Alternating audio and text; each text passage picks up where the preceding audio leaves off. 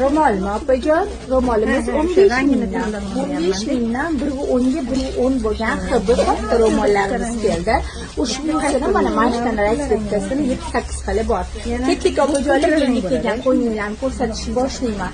170 mingdan oldilari mana shunaqa to'la toshli Swarovskili zo'r qo'ylarimiz keldi opalar.